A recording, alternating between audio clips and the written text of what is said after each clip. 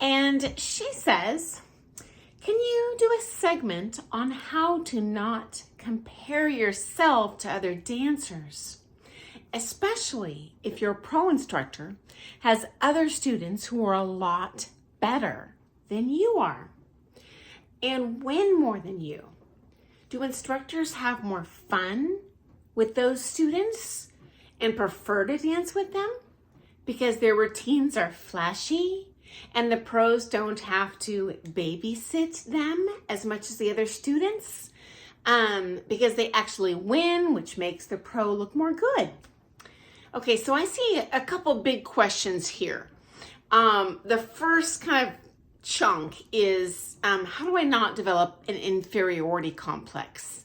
And B, should I have an inferiority complex? Does my teacher prefer the students that are more skilled or experienced than I am?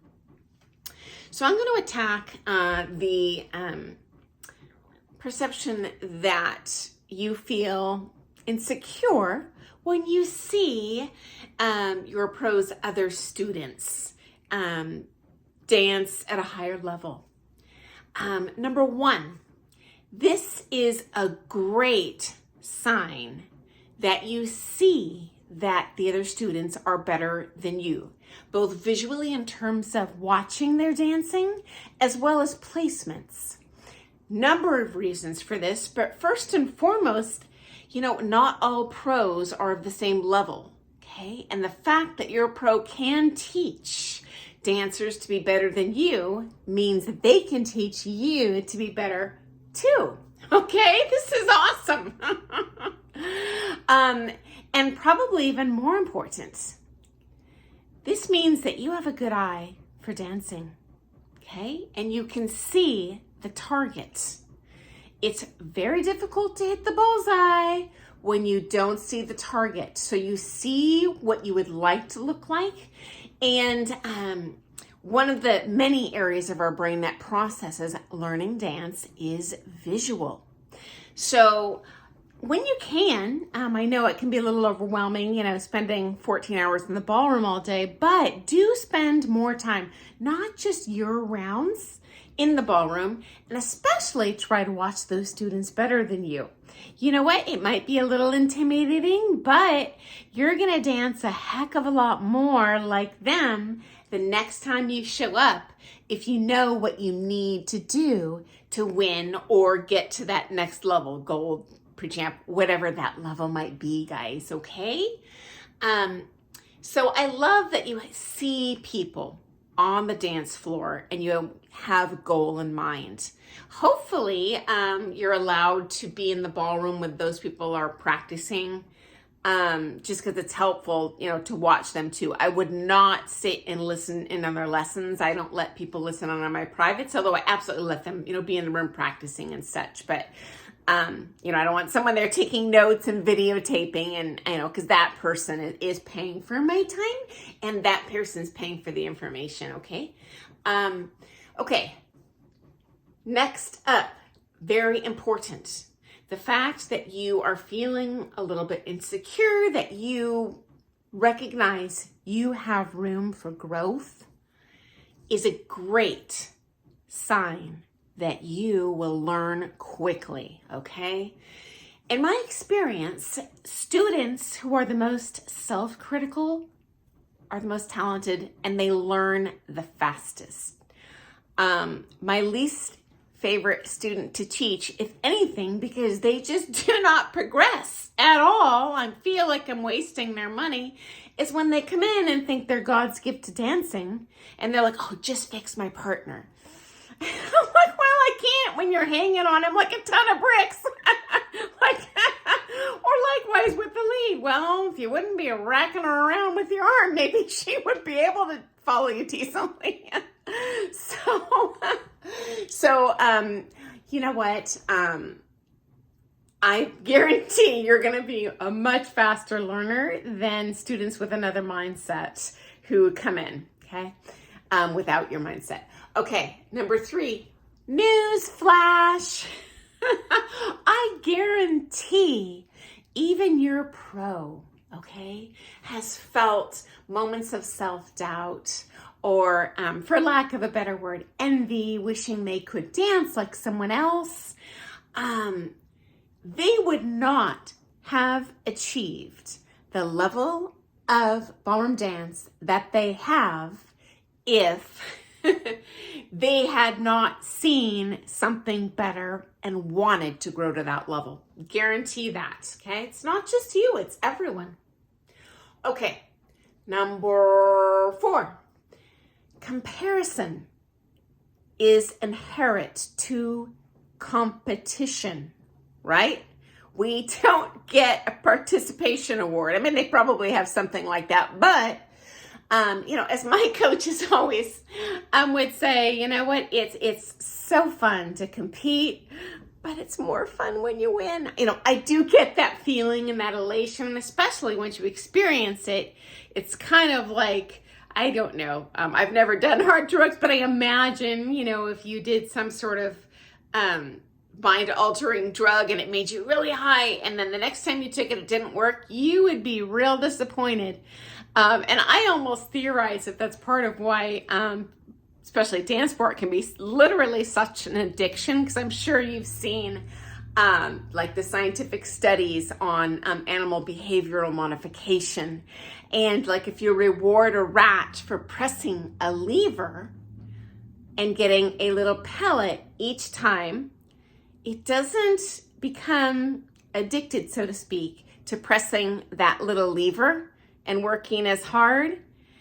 The actual most effective training method is kind of intermittent reward gratification. So they'll press the lever, and at first, like every time, and then every other time, once every 3 times, once a week. And they find these rats go ape. Press, trying to get that darn little pellet. And I'm sure they're non-surplus when the pellet doesn't come out, but they do go back and try again, okay? And they do eventually get that pellet. And you know what? Good news, you are going to eventually become a better dancer too, okay? Pretty much can make money on that. And guys, no one in the history of dance sport has won every single time. Not even world champions, guys, okay? You know what? Soccer legend Pele didn't make every single goal that he attempted, okay? It doesn't matter if you're amazing, okay? It's just, you know what, you're going to show up to the comp that day.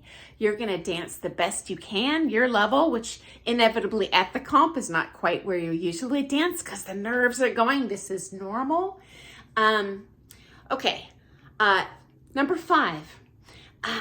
I strongly suspect that you, Kim, are not as bad as you think. And neither are any of our other ballroom dance friends here, okay? As human beings, we are naturally our own worst self-critics, unless you're some sort of wackadoodle like Adolf Hitler or something. This is the vast majority of people are our own worst self-critics and always striving for better and always looking around thinking, gosh, I could be as good as them at this or that or the other. Okay, this is normal. You're a human being, not a robot, okay? And I don't know if this helps you feel better, but, if I'd known where my ballroom dance life, so to speak, would have taken me 35 years ago, honestly, it would have eliminated a boatload of stress, self-doubt, literal despair. Just thinking I'm never going to achieve this. I'm not capable. These are normal feelings, guys. But they're normal feelings on your way to the top. Promise you that, okay? And going up the ranks over the years, slowly but surely you will catch up to these people. And it's super unexpected and joyful when you actually surpass them. There was a point, my dancing where I just thought I'm always going to be horrible. And then, over the years and working my tail off and watching, emulating, learning, being my best in every way I could, I started to actually outplace people that I had kind of idolized for years. And so it took a great deal of patience, friends. Ballroom dance, whether it's social, whether it's dance sport, but anyone who's trying to become better, it's a long-term game. But that's what makes it a joyful, lifelong hobby, okay? So stick with it. It's going to happen. Thank you for joining me today. I have once again hit the 10-minute mark. I definitely will do a follow-up on this, though, because I do have some coping strategies that might help you guys if you're feeling maybe a little bit intimidated or helpless, like I'm never going to get there. And I would love to share that. It's not going to be tomorrow because you guys seem to like when I, mix it up a little bit, but you have my word. I will follow up with some more info that hopefully is insightful and helpful for you guys. So thank you so much for your question, Kim. I love when you guys ask questions. Makes my job so easy. I waste a lot of time each day thinking about what do people want to hear? I have no idea. And if you're thinking a question, I guarantee 500 other people here are thinking it too. If you're maybe a little embarrassed to comment, publicly, hey, shoot me a Facebook message, and I will share your question anonymously. Same thing if you're a pro and you have comments you want to add that you're like, man, I don't want my name out here. That's fine. Message me and I will promise you I would never expose anyone. I would share that anonymously. But you all have such great questions and feedback for everyone here. We are a worldwide community of ballroom dance lovers. We share the same joys, the same passions, the